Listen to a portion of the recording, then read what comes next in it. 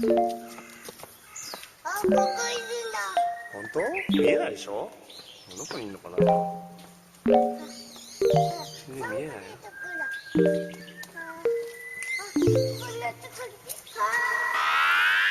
I miss you. What's good, Internet? It is April 3rd, 2017. We made it to April. We did it. And we're coming to you live from Lobby 1 here in Vice HQ in Brooklyn, New York.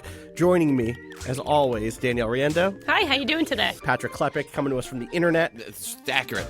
You nailed it. The Internet's Correct. own Patrick Klepek. Quoting the seat. That's how I introduce myself. Yes. Hi, I'm the Internet's own Patrick Klepek. The Internet owns me. IOPK. The Right, UPS guy really appreciates that. He thinks I bet he loves it's very funny. He loves it so much. How's everybody doing today? This Monday morning. Good, I had a lost cat this morning. Uh-oh. I had to deal with a lost cat. Okay, tell me about the lot. Was it I'm your cat cat? sitting. You No, lost- my oh. cats are never. Uh-oh. My cats are never Did you lost. say kids? My kids are never I lost? may have But you said meant your kids. cats. I think I admitted something right think there. you did. I think the internet knows about my feelings about my cats now. Did you lose someone else's cat this No, morning? they were hiding extremely well. It required some extrication and some treats to get them out. I'm cat sitting right now for a good friend, and one of the cats is like really incredibly friendly. They're both friendly, but one of them's a little shy. You know, it required a little digging. That's Happens. Cats are very good at what they do. Yeah, They are very good at deceiving us. that's true. They sound like babies sometimes as a way of alluring us and making us love them. Yeah, they're also really cute. And despite knowing all of their tricks, I really love cats. They're the best. Patrick, how have you been? Not pro cat because they make me want to die. So Oh, that's unfortunate. not the Why? cat's faults, but sorry. Allergies. Yeah. You make me want to literally just roll over and end it. So no cats. Get out of here, cats. Oh, What's the worst cat experience you ever had? All of them. There's no pro cat experience when they make. But like, is there a sliding scale from like? No, every cat makes me feel awful. So all cats are unfortunately painted with the allergy brush, thus making you fair. all terrible. What about lions? I haven't been around a lion. I don't think I'd get close enough to know if my allergies would be affected. So yeah, look, if cats want to be stuck behind a glass plating in which they are not allowed to interact with their allergens in my nose, then fine. Cats are great. You can have all the cats you want if they're locked away in a room. Incapable of interacting with me. that's fair. That's a choice. That's It's not a choice. Allergies were not the meant choice. it I did was not a choice. come out of this world saying "fuck cats." It was given to me. I mean, it was nature's choice Yeah. to fuck you over. It's true. It's really unfortunate because cats are awesome. Cats are great. We shouldn't just, we should take a pause. Let's get off of cats because Okay. we're just taunting Patrick. I understand. Oh, does that drawing of Patrick make you really sad? Like you as a cat? Because it's like, that could be me if only I could get close to cats. no. Instead I just feel like that's how I feel when I have the cat allergies. Like I've just transformed into this cat creature because they're in me in a way. I can feel the cat inside me, and it's a miserable experience. That's Cat Austin. The cat inside me is- Catston Walker. Yeah, the me. Right the there. cat inside me is my It's like a self-help book. What is the... my best-selling young adult trilogy about my my life with the cats. Cats. Besides Cats cats. are the fucking best. What else is happening? Dogs are also great. Yeah. Do My you- little dog is finally getting his necessary medication Oh, you know soon. what? Being allergic to cats would make me feel way better about small dogs. Sure. Because they're basically cats that are a little more excitable. Wow, my cats can they're self-sustaining. That's the advantage to cats. Yeah, it's dogs, great. Dogs Yeah. will just die. That's a good Yeah, that's point, true. actually. I- Especially mine. So for me, the divide had always been like, if I want a dog, I want like a mid-sized dog or bigger. Like the smallest dog I'll get ever in my life probably is like a Shiba Inu, which is a small dog, but has the weird proportions of a mid-sized dog. Pretty medium, actually. Like it has fairly like medium size. it has like long legs, Right. like comparatively. Yeah. They're not tiny. Right. It has like the features of like a mid-sized Yeah. dog. A mid-sized, like a Feature. mid-sized sedan. Mid-sized features. You know. Yeah, I'll just go down to exactly. the Honda and pick me up a Well, the mid-sized reason- dog. Get a lab. Yeah, We exactly. didn't get a Chihuahua. I have a Chihuahua Terrier mix. He's way bigger than a full Chihuahua. The reason we got that, even though he ended up being a little bit of a pain in the old buckaroo there, Yeah. is that my girlfriend says that Chihuahuas have, and I quote, a rat face. And she wanted a dog that had a little bit more of a dog face. I'll make sure and tell Pixel what your girlfriend said about her. Wow. I hope starting beef. Well, and every time, because there were several Chihuahuas, one was named Nacho, one was named Dorito at the shelter, and every time Drake, my dog, is a little jerk, we're always like, I wonder what life was like with Dorito. I wonder, what if we took Nacho? Right, what if? Every time we're like that. Your whole life would be different. My whole Much life less would be poop a on the lot floor, better. I hope. Hopefully. That's the other thing. Small dogs poop a little less than giant dogs. Oh, but you see, think that's an enormous part of it to me. I have friends with big dogs, and like you're basically just shoveling. Like, I mean, It's a shovel. the amount of poop I in grew your up with a big hands dog. is just Yeah. astronomical. At least with a small dog, it's a small mess. Well, okay, it's not a small mess. Not when they actually. poop on the treadmill. Yeah, Like, he poops on the actually treadmill, happened to and it you. goes flying across the room. It's really He's disgusting. devious. He figured out a mechanism. He's like literally devious is medieval. correct. Right. He like if there was an arbalist in your house, he Yeah. would have learned how to load his poop onto it and shoot it. Correct. Very correct. Yes. Or Poops trebuchet. everywhere. Some other sort of siege engine. Poop is a big he part of is why the siege engine. True. To be honest with you, poop is a big part of why I don't like birds very much. yeah, they poop a They lot. poop a lot. I just don't like birds. Like there's a handful of birds that I like, but I don't get people are allowed to have whatever pets they want. Yeah, I'm not here to judge you. for sure. I've just had bad experiences with birds and my ears because they are loud. I understand. Not because they pecked me in my ears. I was like, did a bird eat your ear? I am, however, playing as a bird species in Stellaris currently, you which know. is a game. We It is talk a about game. video games and A those video space game game. podcasts. It's a space game. Stellaris Utopia, the new expansion for Stellaris, Yes. is coming this week, along with a big patch that is, I think, really aiming to fix some really core problems with that game. A game I like a lot, but I kind of want to tell you guys a story about this. Please do. fucking, Do you want to set up what this game is? Too, it's sort of Yes. a sort of a niche game. So I just so It is people have it is absolutely a niche game. So Stellaris is by Paradox, which is famous for making grand strategy games. The biggest of which, the most successful of which anyway, is Crusader Kings 2, which is a game about kind of like living as a member of a dynasty in the Middle Ages, going through like the early Renaissance, basically. And their games are really interesting because compared to traditional strategy games, right? Like Civilization is a game about conquering the world. In general, conquering is still a thing that happens in these games, but it's totally easy to play a game of Crusader Kings or Hearts of Iron or Victoria or Europa Universalis, any of their games, and just like, oh, I'm just gonna like, my thing is not conquering the world. My thing is like taking over Argentina. Okay. Or like, oh, my thing isn't Okay. my thing isn't like trying to conquer Europe. It's getting Ireland unified as the Kingdom of Ireland, and that's my focus. Or what happens in Crusader Kings 2 a lot is like, my goal isn't taking over all of the Middle East. It's getting back that motherfucker who betrayed me. And I'm going to spend 300 years of like feuding with his family and like setting up political marriages and blah blah blah. And Stellaris is them trying to move into the sci-fi space Which sector. is, as we've all established, a thing we all I think, Yeah, prefer totally. over high fantasy. Yeah, absolutely. And it's interesting for them because they do history games, and this Yeah. is a game that is about space. But I also feel like it is a historical game in that it is interested in like the systems of history, the structures of history, the way in which forces, political forces, economic forces collide to make interesting things happen. Whereas a game like Masters of Orion, or there are lots of like 4X games, Sure. Galactic Civilizations, tend to be like, they have those sorts of things like, oh, the economy is a thing.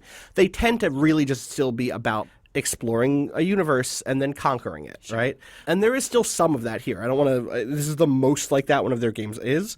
But what makes it really cool for me always is the weird political stuff mixed with the weird high, like hard science fiction stuff. This is the first time I've played it in probably 6 months. They've released 2 expansions, or they've released one full expansion called Leviathans, which is like a bunch of fiction stuff plus weird space monsters. Good.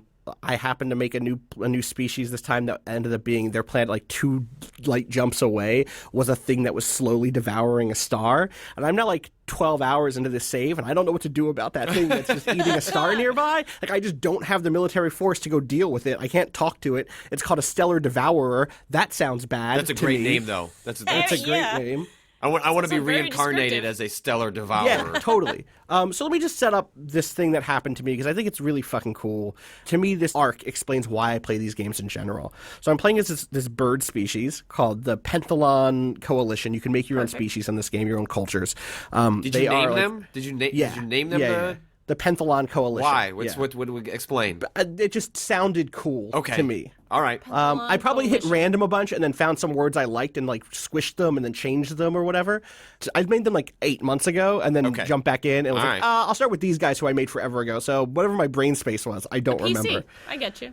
Right. Exactly. So they're bird people who have like, when you make a species or a culture in this game, you give them different like traits, both like in terms of what their focuses are. So like you could be spiritualist or materialist in terms of like, oh, are you studying science or do you have a religious focus? You could be pacifistic or militant, and you have like fanatic whatever versions versus regular whatever. And then they're also new to this mode, new to this update are civics, which are just like little extra not like things where it's like, oh, this is you not only do you like science, you really like robots. Not only are you an egalitarian, you're a beacon of hope for migrants. You're basically like a sanctuary society. And so I made these religious militant xenophiles who like they like other alien everybody. species. Yeah. They're a warrior culture. They're a tribal culture who have like this deep history of clans. And we got lucky and kind of started in a nice open space, kind of like not too many people around us, which gave us a lot of time to slowly grow. There's also a second species in my species. One of the other like little bonus civics I took was like, oh,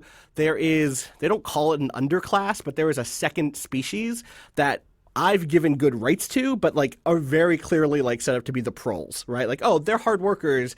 They are not going to be put into like the technocratic roles. But in my society, I've given them lots of good, positive things. Like, I'm not stepping on them. They're equal species with different capabilities, but they're equal species in my society.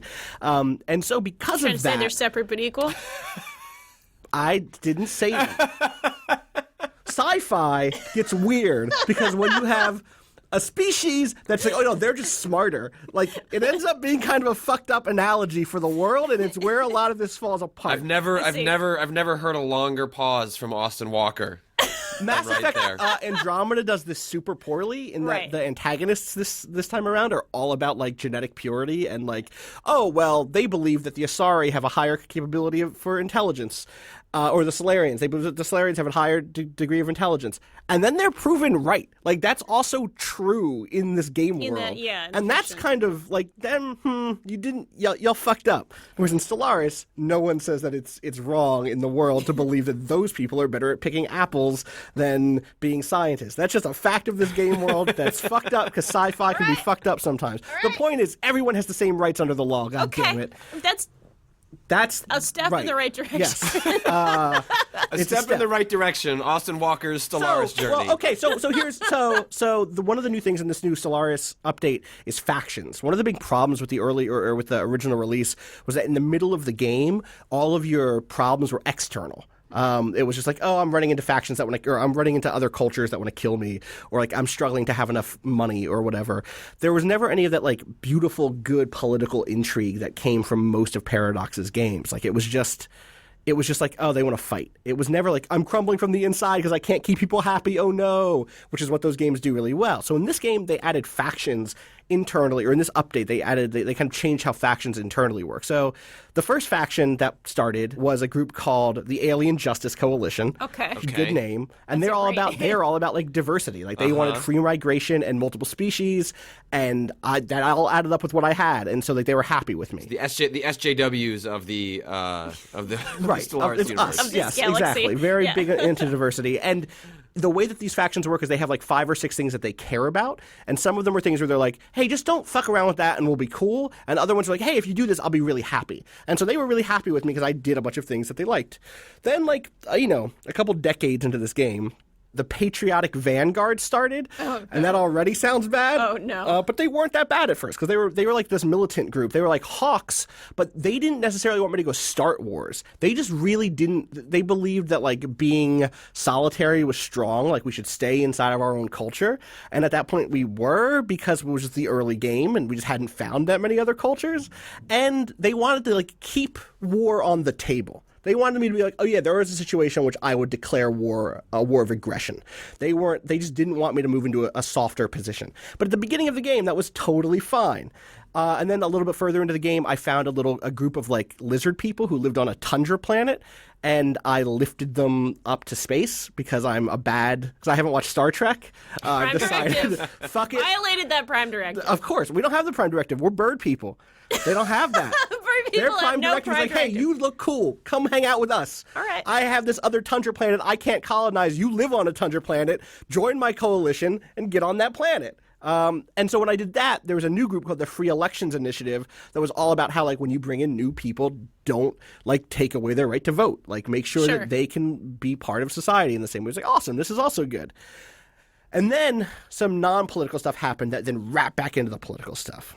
So while all this is happening on the politics stuff, I'm sending science ships out through space. And I'm finding other cultures, and there have been like some light skirmishes and stuff. But I have one way far away, like in a place that like doesn't even matter to me. Like there are 12 different cultures over there, but I'll never interact with them in a one-on-one thing because they're so far away. And the science ship, which is called the Scream, all of my science ships were named things that birds do, like scream or dive or sweep.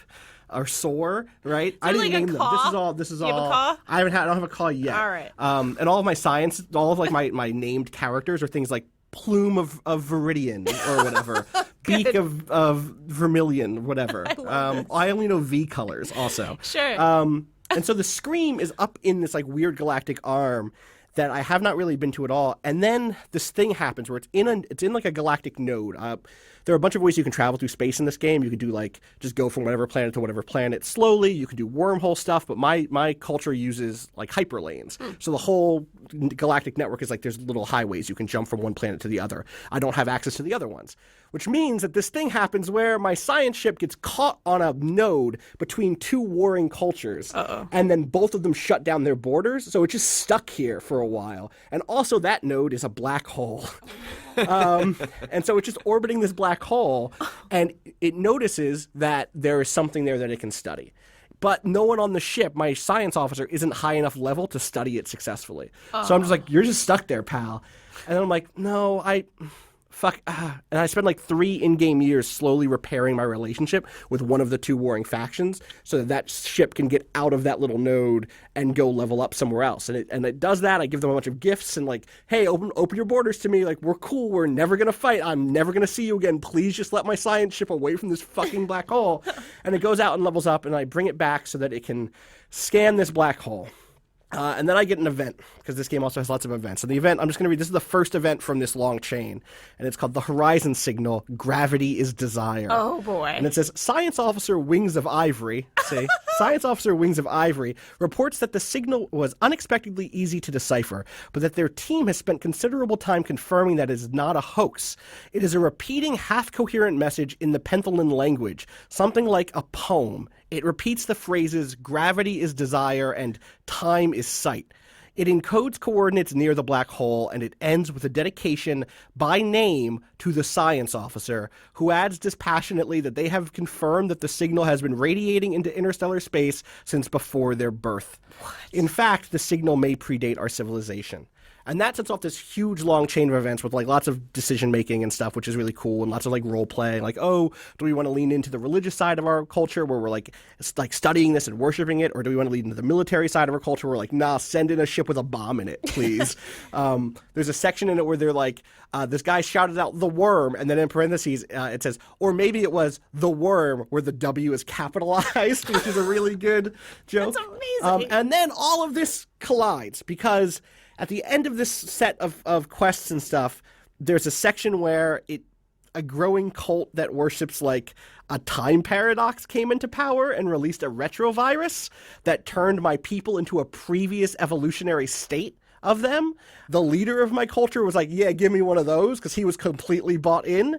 And then seconds after the leader of our culture was like, yeah, time paradox cult, awesome, a group of citizens formed a fourth party called the Financial Stability Board, which are neoconservative Republicans. Oh, God. They were like, no. Hey, slow the fuck down. Status quo. We need to defend the status quo immediately. There's too much happening. We have to get it back on to just economics. Austerity time, y'all. Kind of seems like they maybe have a point this time, though. So what's amazing, so they had an incredible attraction rate. And so it went from being like, this game works in a thing called population units because like that's how these sorts of games work, right? And so I had like 60 population units spread out across all these different planets. And before this thing existed, it was pretty evenly split with a serious tilt towards the group that was all about justice, like our SJW Space Justice Warriors. Space Justice Warriors, the SJWs were just crushing it. We were just crushing it. And then the Space Republicans showed up, and literally 30 of my population units went right to them immediately because it has a thing called the attraction mechanic that's like, oh hey, right now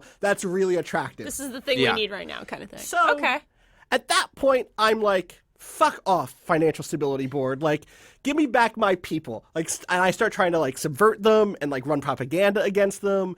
And they want me to do stuff that's like, some of the stuff is like easy enough to keep them happy. Like, get a bunch of money. Like, they just want us to have a good reserve of money at all times so that we're safe. But other things that they want are like stop trading with people who we're like questionable about. Like, shut down your borders. Be clean. Like, be pure. Don't let in any other. And I'm like, fuck y'all. Yeah.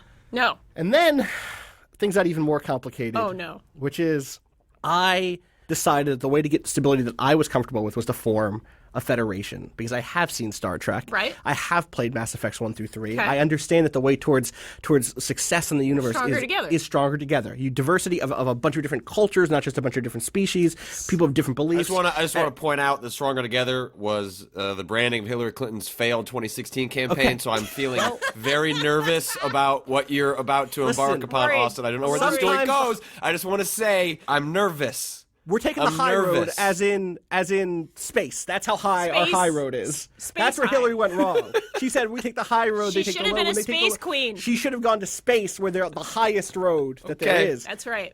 So please continue, Governor. The thing is that to start a federation, you have to make friends with people. And so to make friends with people, you have to sometimes change your internal policies. So I really wanted Earth. The Earth was just, I found the Earth at one point, and the UN was there. The United Nations of Earth were there. And I was like, oh yeah, we should be buds. Like, y'all seem pretty okay.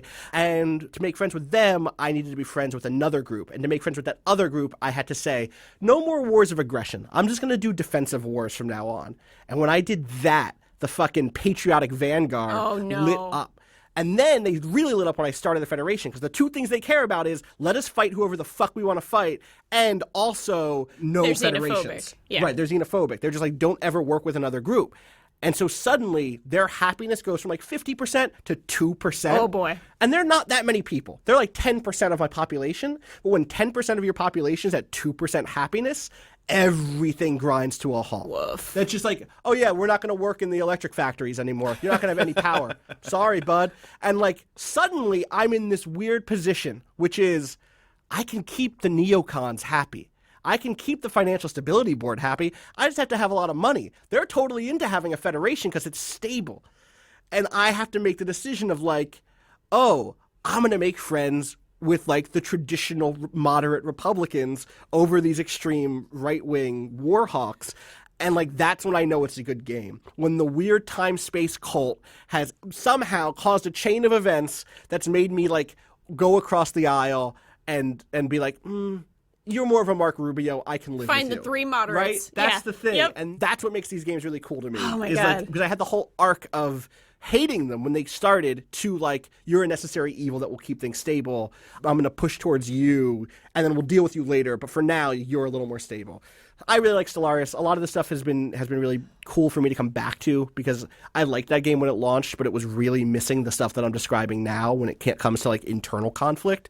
So I'm going to stick with that, and it's giving me like the sci-fi fix I wanted from Mass Effect. Yeah. How long? The story you just told? How long is that in what you played? A 3-hour segment, right? Or 4 hours. Like all said, it was probably 12 hours, like from birth to this moment. Right. But the heart of it, which was like, I have 3 of the 4 factions formed, and then I find this weird cult, or I find this weird time-space anomaly in a black hole. To the end of that is like 3 hours of play. Okay. But that's like a lot of time. That's a lot of time, but like the thing that's cool about these games for me is there's lots of fiddly stuff to worry about, where it's like, oh, I'm going to move my populations around and make sure that I'm getting the most efficient production. I'm going to make a new sector because I'm only allowed to personally control 3 or 4 planets. I'll let the AI handle these other 3. But all in the back of my mind is just like, what the fuck is happening with that space worm? What is that space worm? And that's the thing that works really well is it gives you that flavorful background while you're doing the minutia of like running a space empire. So I'm excited to put some more time into that. God, I want to play this. Yeah, we need to. I mean, so, as a The Expanse fangirl, this Right. sounds like it's right up my alley. right here. We need to do a stream of like you, me, and Rob playing that That would be game. so I good. kind of hinted at that in my Game of the Year list. Was like, hey, I really like Stellaris. I'm going to like it a lot more once they fix this mid-game stuff, and I'll do a stream of it. So we should definitely this week or next week show you some of that stuff because it's That'd be really fucking amazing. cool. That game's out this week. Like I think the April 6th, the expansion to it. So Awesome. there's all this other stuff that I'm not even going to get into, but I just wanted to like that's the heart of why I play games like this that are really convoluted is sometimes that can build up to be this really interesting flashpoint. So also it's the only time I like birds is when they get to be That's fair. astronauts. When they're in space. When they're in space. Yeah, space Hey, birds. that's when birds how do you belong. convince someone to convert to birdism? You make them play Stellaris as a bird race. That's it. That's You want exactly to it. make you want a birdism. Exactly. You know?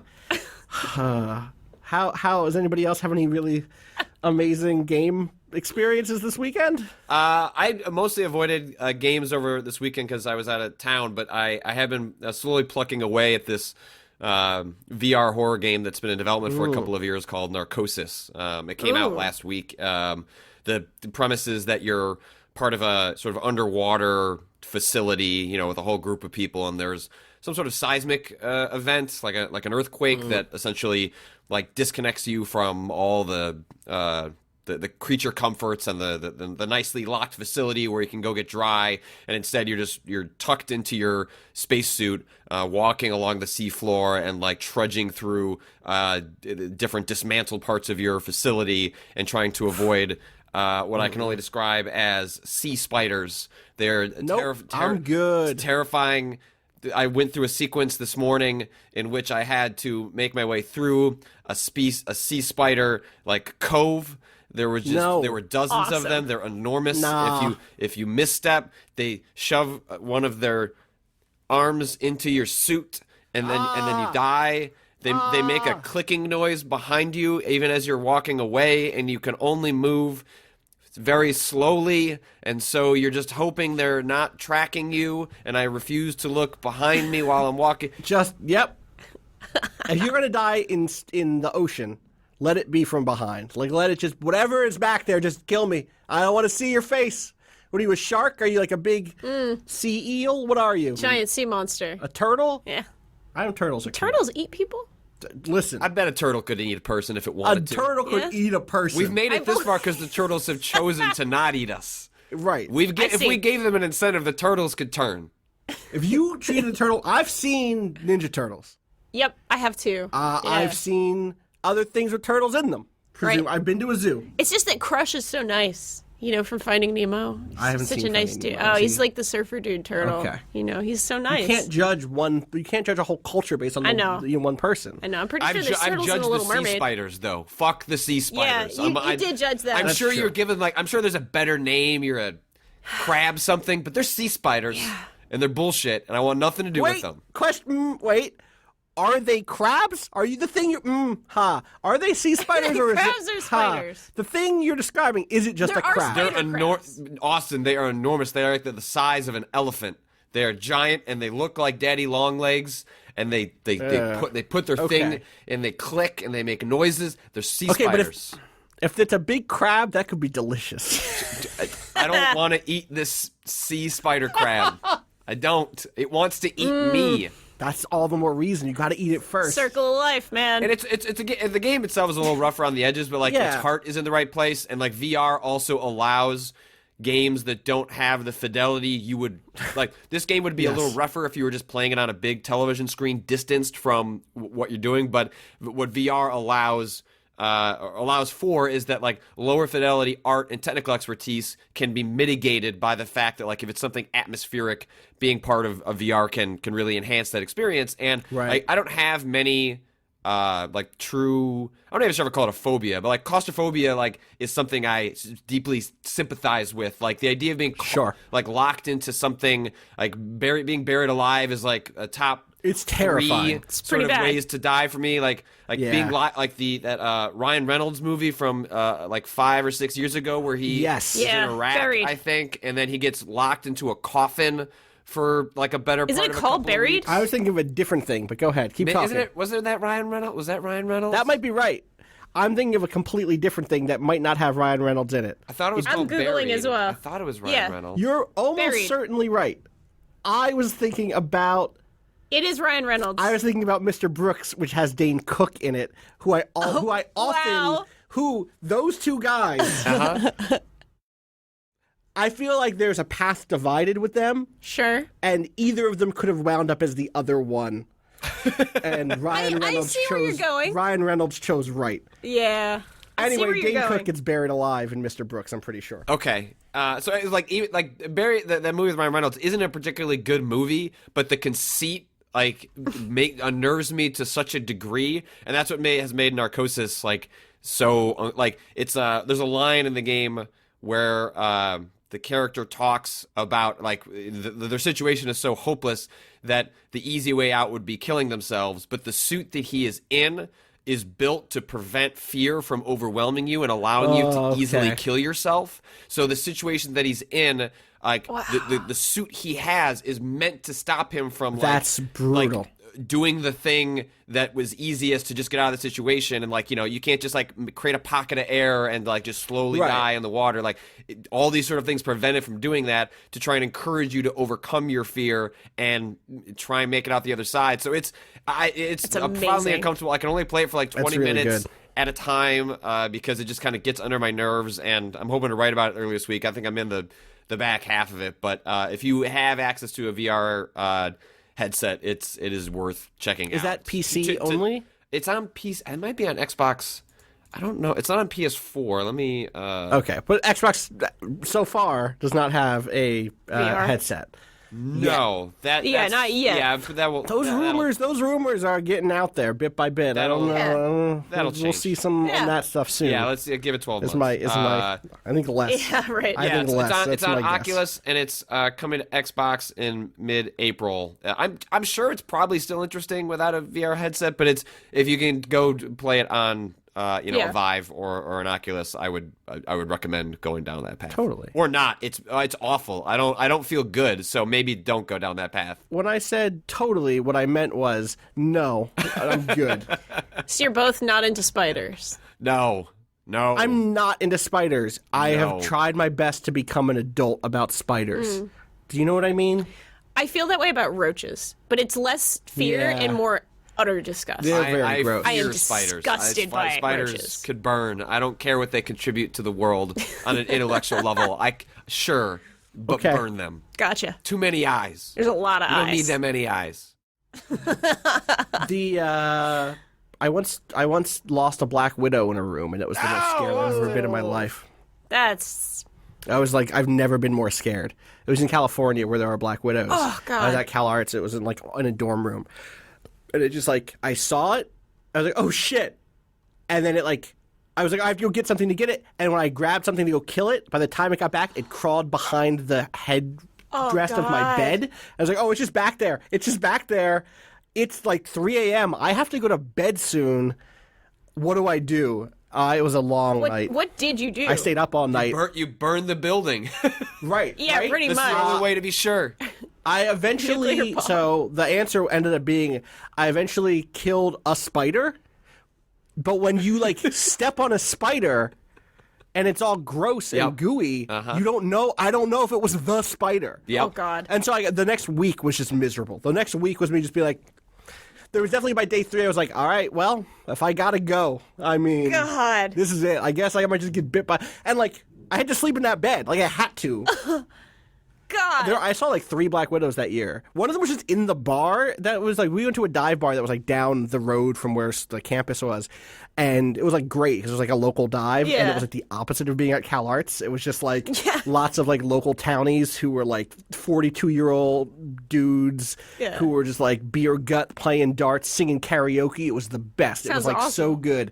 And one and night, their buddy, the Black Widow spider. and their buddy out Fred, back in yeah. the little patio area, the Black Widow spider, who they were all just fucking cool with. I was like, hey, there's a You could die. there's a from Black that. Widow back there. Like, yeah, well, like no. Leave Fred alone. Right. Fred has a beer every now and then. Roaches are super gross, but I'm not gonna like get bit by one and killed by it. Right. Right? That's not a thing. I don't think so. It's also specifically tarantulas that I have a problem with. Oh, really? See, Yeah. those are the one spiders Okay. that I'm like okay Oh with. my god, They're fuzzy. furry. Is it the fuzziness? They're fuzzy. everything about it's the slow. Oh, that I like. That's like the we have opposite Oh spider my syndrome. God, we have need to OSS. move on from this conversation. Because like mine are, OSS. this is the thing is like mine are things like Black Widows, which are big, spindly, black, oily, like crooked, And it'll kill you. and it'll kill you. But like it's just the aesthetic of it is whatever. My brain has been trained It's very to metal, like, to be "Wah." honest. Yeah. If Versus I was the more like fuzzy, furry. you right, if know. I lived in the world of Brutal Legend, I would want to be on the side of a Black Widow spider. You want to ride it into battle. Right. Yeah. Totally. I want to tame them. Yeah. That's not, but that's hear not that. real world. In the real world, it will just show up, bite me, and then I'll die. And people are like, I'm I Black mean, Widow. you probably won't if you're actually near a hospital, but it's still. But what if I don't know? That's the thing. Right. What if I'm asleep and it bites me? You're done. Hopefully, it hurts enough that you wake up. I mean, I'm saying hopefully. Yeah, maybe. I don't like this scenario either. It's a bad one. To be It's honest scary. with you, brown recluse spiders are also terrifying. They're also terrifying. I haven't ever seen one of those. Those are more thankfully. East Coast than West Coast. I but know. yeah. Don't remind me. I'm sorry. God. I'm going to dip into the question bucket, I think. do it. If you have questions, you can send them to gamingadvice.com. Use the subject line question and then maybe a little bit about your question if you want also. We're going to dip into the top of the bucket today. This one I think has been something that's on my mind a lot lately. This is from Andy. Which says, in recent years, there are a number of games that have received generally positive coverage from the press on release, but the conversation about them now is that they are bad games. I'm thinking of Final Fantasy XIII, Dragon Age Inquisition, and Skyward Sword, among others. Why do we have this backlash? Those games were all flawed, but the latter two in particular received Game of the Year awards from various publications not so long ago. Yeah, Polygon gave Inquisition. Totally. The game of the But year. now there is definitely a larger community that I think maybe does not have the fondness for that game. Sure. What are your thoughts on that? Well, probably the game that had like the strongest critical whiplash was BioShock Infinite. Definitely. Of a game in recent memory that Though- that went from like. No, I'm not saying there wasn't critical analysis No, of that no, no, game no, no. when it first came out, but like by and large, Totally. it was Ken Levine's done it again, and then people 10 out of 10 scores. yeah, and kind then of all over the again, place. but like the whiplash on that was very quick, like Yeah. Yes. Whereas I think with games maybe like Dragon Age Inquisition or stuff like that, that's like a curve that took a little bit longer. That I Right. think has more to do with like people really letting a game sink in. Like there is just fundamentally something that often can't happen with your experience with a game right up front that isn't necessarily endemic just to people who review games for a living, but is just part of the first wave of experiencing something. Right. And that you can't really give it that critical eye until later, and you let it sink in and you have perspective from it, because a lot of times you can experience something and love it because maybe you're just a big fan of that franchise and that style of combat, and then like I liked Gears of War 4 a lot playing it, and then like 3 weeks later was like, wow, I really actually don't think I enjoyed that game very much. But in the middle of Right. it, like the mechanics of the game took over and I was enjoying it, but it's just like the lingering effects of it was not something that I could really conceive until I had distance from it and was able to look back and go, oh, maybe I didn't feel as great about that as I did, but there was no way to write about that at the time, right? Like you can't put a caveat in a review that like, actually I might change my feelings on this in 6 weeks. I guess I'll just rewrite it. That's just the nature of writing something down, is it's a moment in time and a feeling in time, and that feeling might change later. Maybe you read an article that like, or have a discussion that totally changes your feeling. Like I played BioShock Infinite and thought it was, fine enough. Like it didn't pay close attention to sort of the racial politics because I was focused Right. on the sci-fi story, and I ended up disappointed by the sci-fi story part of it. But then became more like my feelings on the game became, more complicated as people were pointing out the racial politics that I just wasn't paying close attention to, and that's like. I can see myself writing a review of that game. I didn't review that game, but I could have seen myself writing a review that was like, oh, like it was pretty fun, and like the ending was sort of 4 a out of disappointment, 5. but like Right. it was a fun sci-fi romp, blah blah blah blah blah. But then once all that stuff was pointed out, like, oh shit, this is a lot uglier than I saw on first pass. Right. Yeah. It missed the mark in ways that it thought it was hitting the mark. Yes. And that can be tough. Yeah. I think that the other thing here with Backlash, not Backlash, just the separation between review experience. The full arc of critical reception. Right. Perhaps. So one thing that's interesting, I think, with BioShock Infinite was, one, I think we are a little more attuned to what that Backlash was because we run in those circles. Right. Yeah. To the point that when Infinite HD or whatever, not HD remake because it was already HD, but its most recent remaster that came out last year at the BioShock Collection, there were lots of people surprised that there had been any negative thoughts about it. Like when media wrote critical things about the remaster, we're like, well, it is, doesn't fix its weird racial politics.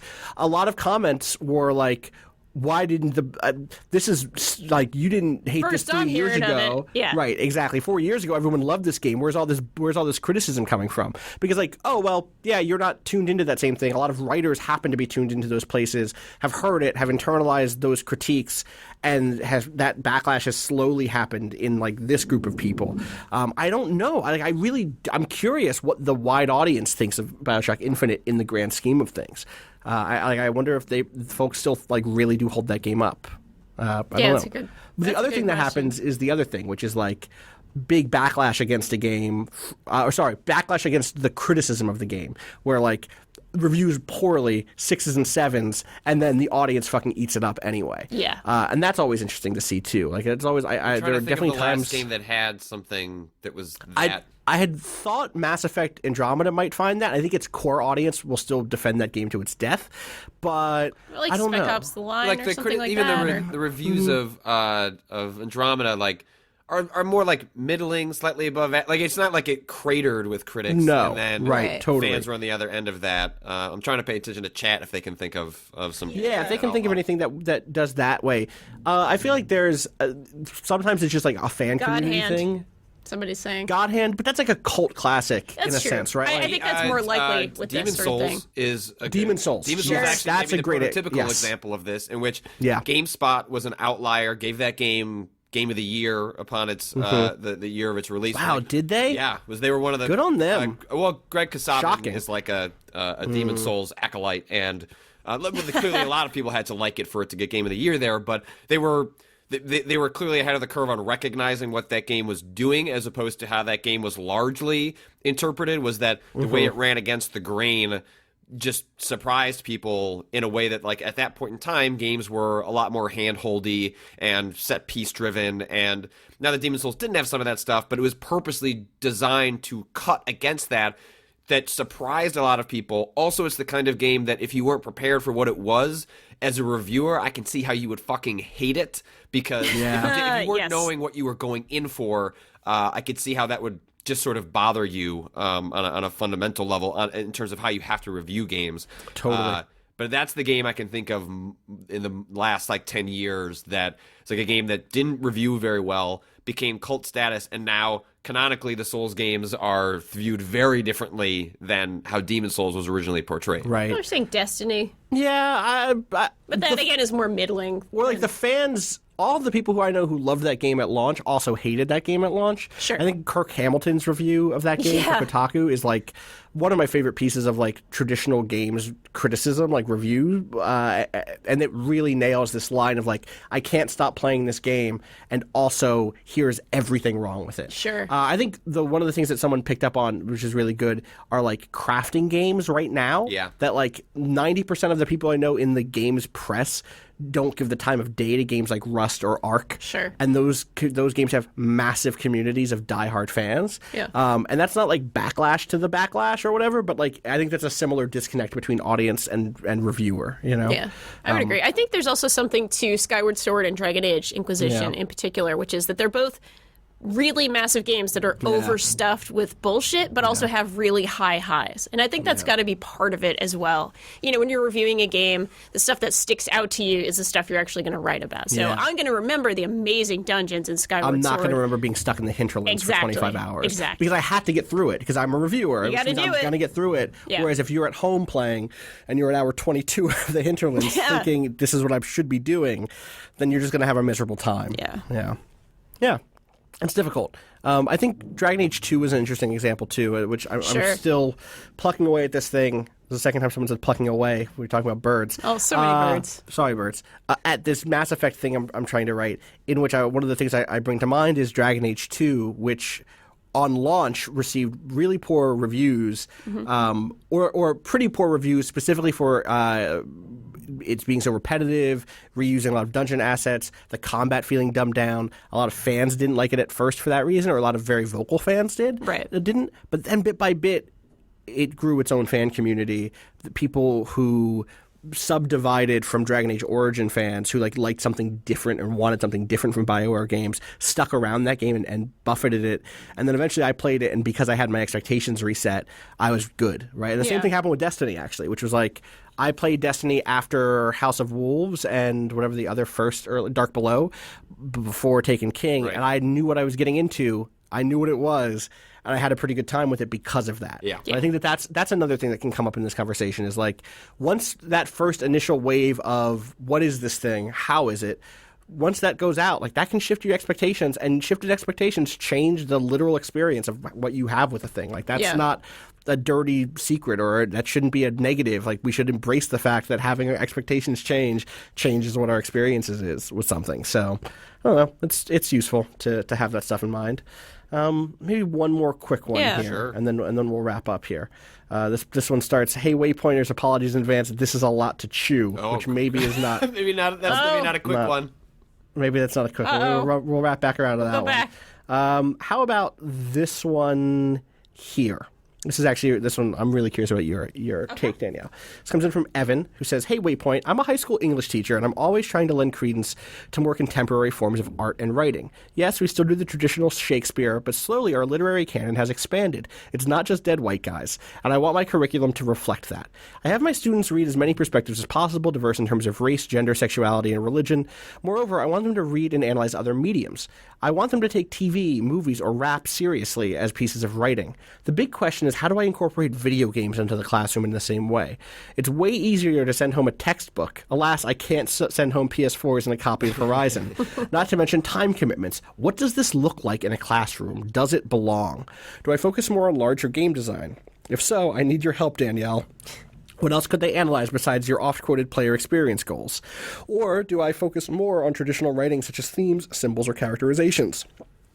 Love your podcast and unique articles. Thanks for bringing an interesting voice to video games journalism. Thanks, Evan. Thank you, Evan. Thank you, Evan. Danielle. I got a whole syllabus of this stuff. Yeah. You know? So the thing is, your class is game design, right? So this is someone who's teaching at high school in an English department. Yeah. Or is teaching high school English. What do you think he should bring to bear? I think he should bring in some incredibly accessible, free browser-based games, that sort of thing, so that, assuming that this is a classroom where the kids have computer access of some kind or mobile phone access, something where you can play something free on a browser, that is an assumption. I realize that. Yeah. But with that assumption, there's a lot of stuff that's very accessible to play. There's a couple of like sterling examples that I think are very easy. Something like Anna Anthropy's work. Especially dysphoria or something.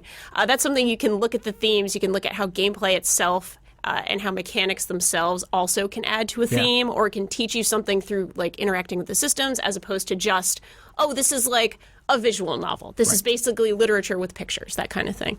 I think that would be incredibly useful. I mean, of course, this also depends on the sort of emotional maturity of your students. I don't know if these are freshmen or seniors. Who knows? Yeah, those are big differences, for sure. In which case there are games that are appropriate, I think, for sort of all ages, and I think there are games that are maybe more skewed towards emotional maturity. Totally. But yeah, there's plenty of stuff. I mean, dysphoria is one good example.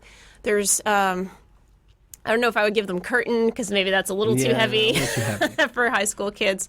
Of course, I'm always thinking of like queer experience stuff, but I think it's a useful perspective, and I think it's useful to look at games that do things through their systems. But also those simpler games that you're going to, and I'm not using simpler as a pejorative on things like issues, that it's easier to actually see the connecting tissue between like ideas and implementation that is a little blurrier in big budget AAA, games that absolutely, are in which it's polished behind cutscenes and all sorts of other gloss. Whereas like a lot of these simpler games, like whether you're talking about Twine games or just very simple video games, like you can just see like from idea to implementation where the connecting dots are along the way. That I think like those games are like very useful for understanding like how you yourself could break that game down into its core elements and see how that person arrived at those conclusions in a way that is a lot more challenging with, you know, like a Grand Theft Auto 5 or something like that. Oh, totally. Absolutely. There might also be value here in thinking about ways to give them access to gameplay, to like video of gameplay, assigning them like a 1 hour segment or a 30-minute segment of a long play to watch to pay attention to the mechanics with like an explainer of what something is, and then ask them about how the mechanics reflect the gameplay. The thing I think about, one of the examples... Go Far Cry 2. No, I'm actually not going Far Cry 2. Okay, I'm going the other way, which is Battlefield Hardline, which is the example that I give a lot of really dissonant themes, which is like, oh, you can arrest people in that game instead of killing them, but the reward you get for arresting them is more guns, more more fatal guns, more lethal weapons. And like that's that's interesting. That's a thing that happens in games that doesn't always, or that happens in all media, where there's like, oh, the style, the grammar of this piece, the cadence of this piece doesn't necessarily match up. It's dissonant with whatever the content or meaning or theme is. And sometimes that's important and valuable, that dissonance, and other times it's not. And I think that there's value in like having them dig into the AAA things, because that's where that bad disconnect happens so often. Absolutely. Whereas when it is one person making a thing, it's easy to just give them the examples of where it goes good. Right. For me, It's like very part of useful to see media it literacy not, is seeing things go bad and learning how to criticize those things and learning the language for how what critique looks like separate from taste or on top of taste. And that's so for me, like I would love to find a way to give them that. And the other one that I want to say is like look if there's any way to let them play tabletop stuff. Yes.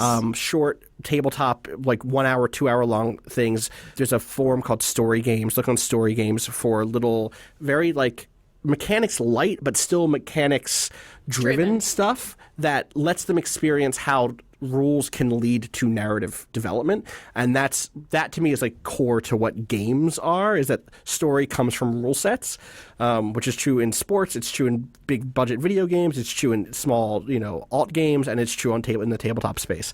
And so like getting them involved in play for me, and then asking them to talk about what their play experience would be like, would be really high on my list. And board games are interesting because the rules are actually explicitly written out, as opposed to games where you intuit the rule sets in a lot of ways. And I remember reading about one of the things they do at GDC, or at least did in the past, was like one of the sort of like developer classes you could take that is separate from what we normally think of GDC with these panels and stuff, is where they take games like a Mass Effect or something like that, and they force you to turn it into a tabletop game. And it's a way of taking like games where rules are fuzzier and actually forcing you to break down like, what is this game doing, what are like the core rules of how this game works, and then translate it to another medium, forces you to understand what those mechanics and rule sets are in a way that you aren't necessarily breaking down, and you're doing that just as you're playing the game and not actually thinking about those interactions. But when you have to like apply it and write it down and then create your own rule set from it, it allows you to understand that game in a much more fundamental sense. I also like that because it forces you to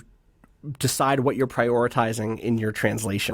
Right? Like what your Mass Effect game looks like might not be what my Mass Effect game looks like, might not be what your Mass Effect game looks like, right? Like there are different levels of abstraction happening. There are going to be different focuses in terms of like, am I representing combat? Am I representing exploration? Am I representing romance? Which mode do you go for? Yeah. Right, do you do the visual novel? Do you do the sort of grid-based combat? Right. There's all sorts of stuff that you could break down there, which is really fascinating. Yeah. I still really want there to be an XCOM style Mass Effect game that combines all of. I want there to be Fire Emblem but Mass Effect. Yes.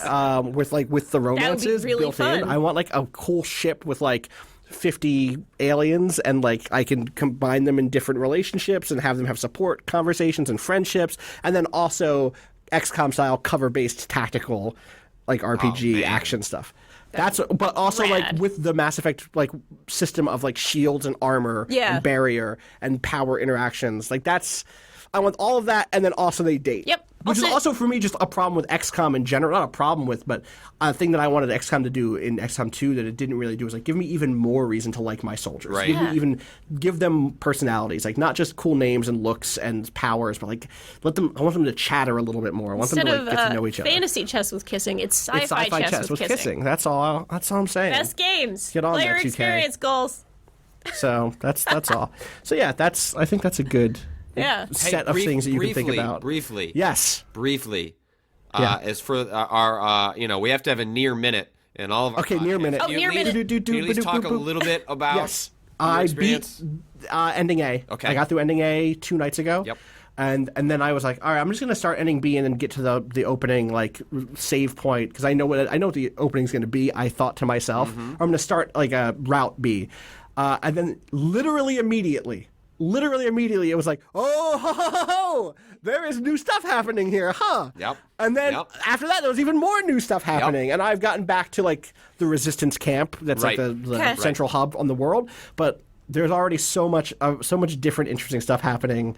There are really good moments. There's like the moment where the settings happen. Do you know the moment I'm talking about? That's a really fucking cool moment because of the realization of visibility. That's one thing I'll say. Yep. Like, that's really cool. In general, that game's really good. I'm gonna try to get through it this week or next week. Like that's Stellaris I've been playing, obviously, but I've been switching in and out with Nier. I'm going to beat Nier and then go on to Persona 5, probably.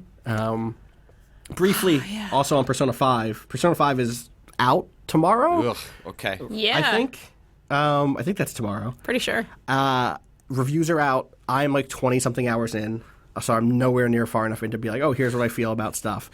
There are lots of good reviews out there, worth going to read, and I will continue to weigh in on that also. Right. But there are things I like, there are things I don't like, and more development there in the future. I'm glad we're out of like big budget releases. We had a meeting yesterday. It's like, hey, we should look at what the calendar is for games coming in April. Like, we didn't have to look at a calendar in the last couple of months because it was just there was always something happening. And then we looked at April. It's kind of like, oh, like we're getting there's still stuff. There's totally stuff that I like, but it's not like the 70-hour massive. Everyone's gonna get a breather for a couple of weeks here. And I think that's a good chance for us to all find the thing that we want to spend time with. Yes. Spend some time with it. I'm really excited to play some smaller games. Like, I want to play something I can beat in 4 hours really badly. So, that'd be cool. It's nice. We're breath of fresh air. April. Spring is here. Breath of the Wild fresh air. Breath of the Wild fresh air. Also, I want to play more Zelda. The Zelda patch hit. We're going to play more Zelda. Hopefully this week we're going to pick up the permadeath run that Got I'm a lot doing. to do. For people who don't know, I started a run of Breath of the Wild where my goal is to beat Ganon, to beat that game with 3 lives. Beat that Ganon. To beat that game. Gotta beat that hashtag beat that Ganon. That is the hashtag that we're using. Okay. Millions of people are watching live at home right now. Shout outs to all of our fans on Twitter begging for us to beat that Ganon. That's not happening. Hashtag beat the Ganon. So the goal is that I have 3 lives, not 3 hearts. There's a confusion, a little bit of confusion. It's I'm not not trying to beat it on possible 3 to beat hearts. that game with 3 hearts. You could beat it with 3 hearts, for sure. Even right? with the special thing you got to do in the woods? You wouldn't do that. Speedrunners aren't You don't have to do going that at all? do that. No. Oh, I thought that was necessary to beat the game. No. All right. I don't think so. Yeah, you can beat the game in like 45 minutes. Yeah, speedrunners are beating it like with nothing. Okay, Yeah. I got you. But thought what that I'm was trying like to a do sequence is break or something, I have but 3 alright. game overs. That's another way of saying 3 game After the overs. 3rd game over, that is it. We're done with this. We're going to move on to a new thing. And every week we're also adding a new challenge. I haven't checked the poll recently. I'm a little Alright. worried about. I should think- take a peek at this and see what the new challenge. So far, I've lost 1 life. You can spoilers, I guess. So you can go watch this on It was YouTube.com/waypoint because there were a advice. couple of things that went into that lost life. There's a bad non-joke, and there was also somebody Well- didn't heed some particular advice, Which advice was that? which was to maybe be a little careful because sometimes you can't actually stand on some of the Well, ledges. you have often given me bad advice. So I was like, I didn't believe that whippoorwills were real. okay, that's not a real bird. He's a real bird. And the other thing there was just the other thing that I should have done, actually. So here's what happened, Patrick. Okay. I was climbing a mountain. I thought I could stand on a thing. I Yeah. couldn't stand on And it, you so I fell. lost one of my 3 lives. I fell. I didn't In have the Great Plateau. in the Great Plateau. So the thing to note is the thing I should have done is just fast travel to a shrine. Yep. Obviously, and I couldn't do that. But one of the options for next week's game that people have been voting on is no fast traveling away to save my life I don't think from you a should be tough allowed fight. to. That should have been instituted from day one. Ooh. No fast Well, now travel. it's going to be instituted probably, I think. That might be winning. I'll even vote for Your it. vote. Okay. Yeah, I'm gonna go. That's my I'm gonna vote. go vote for Confirmed. He that. really just did I vote did for it. that. Everyone voted. go vote for that. It's going to be bad. Take it away. Yeah, I'll add a link to. There's a story up on the site called "Can We Beat Zelda: Breath of the Wild with Only 3 Lives?" Go there. There's a link to the Check poll that that out. you can check out. Other stuff you can check out always at waypoint.vice.com. Again, if you have questions, you can send them to gaming@vice.com. What else? You can follow me at Austin_Walker. You can follow Danielle Danielle R.I. on Twitter. And Patrick. You can follow me #beat the Ganon over at Klepek. Beat that Ganon. Beat that Ganon. Beat the Ganon. Whichever's in your heart. Go in one of your 3 hearts and decide. Yeah. Well, 2. Well, 2. Now. Yeah, that's not. Shout-outs as always to Dylan Coburn and Tim Barnes for hooking us up with production. Tim Barnes at Tim Barnes 451 on Twitter. Shout-outs to Bowen for letting us use his song Miss You off the EP Pale Machine. You can find out more about that and go buy it at waypoint.zone/BOEN. And hey, here are the games we talked about this week. Stellaris. Yep. Nier. Yep. Automata. I said it right this time. Automata. Automata. Mm-hmm. Automata. That's from Tim. That's from Tim. I don't want to Shout out to bite Tim. that. Don't That's bite from Tim. Tim Barnes. He did that. What else did we talk about? Narcosis. Narcosis. We're trying to get better at this. Yeah. And then like Bioshock Infinite and Battlefield don't Hardline, count. some other stuff. Yes. Yeah. You just heard those. Those don't count. Those are not big talking points. XCOM 2, but what if it was also Mass Effect and the aliens? XCOM 2, but with fucking. But with fucking. Yeah. Welcome to Fucking Waypoint. XCOM 2. Yeah. I think Sexcom 2. Okay. I'm gonna hang up. Shut it down. Shut it down. Thanks, everybody. Turn it off. Catch us on Friday for our 53rd episode, 54th episode. I don't know numbers. I'm all Studio 54. okay. Have a good week, everybody. Catch you on Wednesday and then Friday. Peace.